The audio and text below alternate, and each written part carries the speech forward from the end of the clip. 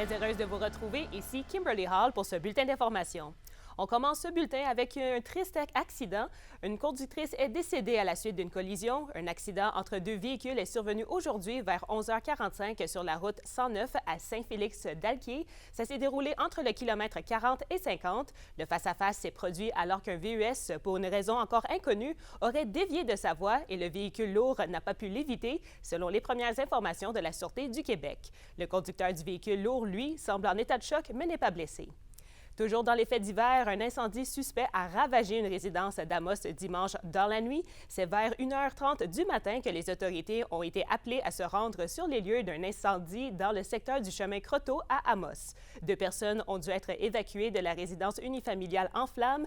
Elles ont par la suite été examinées par les ambulanciers car ces dernières avaient inhalé une quantité importante de fumée.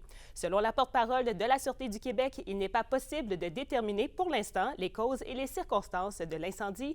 Une enquête est donc en cours pour élucider les raisons du brasier. À noter que c'est le 3e incendie du genre à se produire à Amos en moins de 5 jours. Et parlant d'incendie, avec la température qui tourne autour de 25 degrés dans les derniers jours, la Sopfeu demande à la population de redoubler de prudence pour éviter tout feu de forêt. Dans la région, tous les secteurs, excepté le Témiscamingue, sont actuellement au palier d'alerte rouge, soit un risque extrême de brasier qui se déclare. Un incendie est considéré comme maîtrisé par la Sopfeu, est d'ailleurs en activité à 95 km à l'est de Lebel-sur-Quivillon. Les actions qu'on peut poser pour être plus prudent à cette période de l'année quand le niveau de danger d'incendie est élevé, bien, on peut bien prendre le temps de bien éteindre son feu de camp. On ne jette pas ses mégots de cigarettes par terre. On peut nettoyer les parties chaudes de son VTT avant d'aller se promener en forêt. Puis surtout, on évite de faire des brûlages de rebuts. On se déplace maintenant au Témiscamingue puisque la région pourrait perdre un autre grand événement touristique. Après l'annulation du rodéo du camion à Notre-Dame-du-Nord, c'est maintenant la foire gourmande de Ville-Marie qui fait face à de graves problèmes financiers. Kémilia La Liberté. La 22e édition de la foire gourmande de Ville-Marie pourrait être la dernière. C'est ce que craint Bernard Flébus, le président de l'événement, après que l'un des principaux partenaires financiers du festival ait décidé de quitter le navire. Déjà l'an dernier, Patrimoine Canada, qui était avec nous depuis de nombreuses années, l'an dernier nous a coupé sur 100 000 à 40 000. Et cette année, ils nous ont achevé, là, ils nous ont enlevé la balance, soit 60 000 $. Je vous dirais que c'est assez catastrophique. Surtout qu'actuellement, le Témiscamingue, on vit une situation économique là, qui se dégrade là, depuis quelques mois. Et donc, aller pallier ce manque-là au niveau des commanditaires privés, chez nous, c'est pas évident. En raison du manque de financement, l'organisation est nouvellement forcée d'imposer un coût d'entrée, une première dans l'histoire de l'événement. Là, on est vraiment dans les calculs, mais je vous dirais entre 12 et 15 $.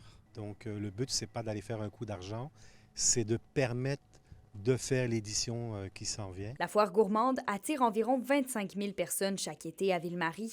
Ce serait donc une catastrophe de perdre un festival d'une telle envergure, explique le maire de la ville. C'est sûr qu'on va continuer à être derrière la foire gourmande, à travailler avec des partenaires pour s'assurer qu'il y ait une poursuite, en tout cas, que ce soit la foire ou d'autres événements. Mais à Ville-Marie, c'est quand même l'événement le plus important chez nous, puis pour le Témiscamingue aussi, là, actuellement.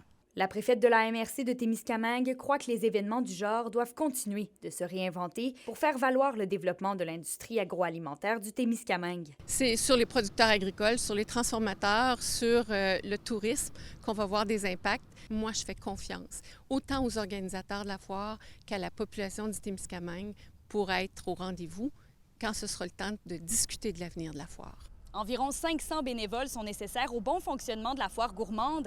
L'organisation est d'ailleurs toujours à la recherche de citoyens qui souhaiteraient s'impliquer. Kémilia La Liberté, RNC Nouvelles, Ville-Marie. Dans un autre dossier, le harcèlement psychologique au travail peut laisser des séquelles importantes à long terme. C'est ce que témoigne une dame de Val-d'Or qui l'a vécu pendant plusieurs années. Elle souhaite partager son histoire et prouver qu'une personne peut s'en sortir, peu importe les épreuves. Le harcèlement psychologique au travail, c'est quelque chose qu'on peut appeler la maladie invisible parce qu'il n'y a rien qui se voit puis il n'y a rien qui paraît.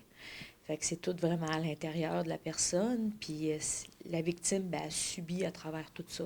Puis quel genre de conséquences que ça peut avoir sur la vie de quelqu'un? Ça a des gros dommages, je te dirais, parce que tout dépendant jusqu'à où le harcèlement peut aller, mais ça l'emmène une certaine honte, ça l'emmène une certaine de préjugés. Fait que, puis c'est vraiment une bataille juridique du début jusqu'à la fin. C'est sûr, certain, quand on commence dans ça, ben il faut s'attendre au moins un bon 3 ans pour arriver au bout. Je me mets sur la place publique aujourd'hui justement pour montrer que ça peut arriver à n'importe qui. Moi, j'étais un cadre dans une entreprise. Je gérais 2 établissements. J'avais chiffre soir, puis la RH. Puis que je veux vraiment le faire aussi pour d'autres victimes, que ce soit une Manon, que ce soit une Renée, un Annie, une Cynthia, une Linda, que ce soit un Mathieu, un Henri. Ça peut être n'importe qui. Puis qu'est-ce qui vous a aidé à vous en sortir? Cognez aux portes, puis si vous n'êtes pas à la bonne porte, la personne ne vous laissera pas tomber. Elle va vous transférer à quelqu'un que peut-être qui va pouvoir répondre plus à vos questions. Puis en faisant chaque chose, en se dépassant chaque jour, surtout en croyant en nous-mêmes, puis croire aux personnes qui sont proches, qui croient en vous. Ceux qui ne croient pas en vous, peut-être, oui, les laisser pareil, mais les tenir un petit peu plus éloignés, parce qu'on n'a pas besoin des personnes qui pensent négatif dans des moments comme ça. Fait que moi, je me suis beaucoup entourée. J'ai pas beaucoup de monde autour de moi, mais je me suis entourée avec du monde que à chaque fois j'avais un doute, à chaque fois j'avais une hésitation, j'étais capable de les appeler, j'étais capable de les voir, puis ils étaient capables de me remettre en ma situation du moment présent. À Val-d'Or maintenant, le projet Pétapan poursuit ses activités cet été pour une 2e année consécutive. Le dévoilement officiel de la programmation estivale se déroule le 28 mai prochain à 11h au parc Albert-Dumais.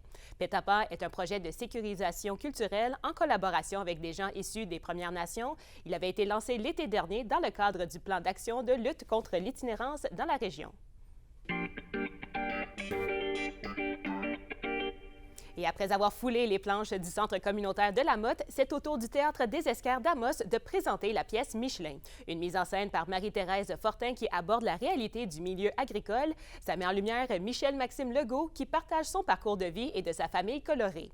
La pièce sera présentée demain au Théâtre du Cuivre de Rouyn-Noranda. Un spectacle est aussi prévu jeudi à La Sarre et vendredi à Val-d'Or. Au sport, l'ancien gardien de but des Huskies de Rouyn-Noranda, Samuel Harvey, voit son contrat avec l'équipe italienne Hockey Club Bolzano prolongé. Lors de sa première saison avec l'équipe, Samuel Harvey a enregistré un score de 92,2 % au niveau des arrêts réussis.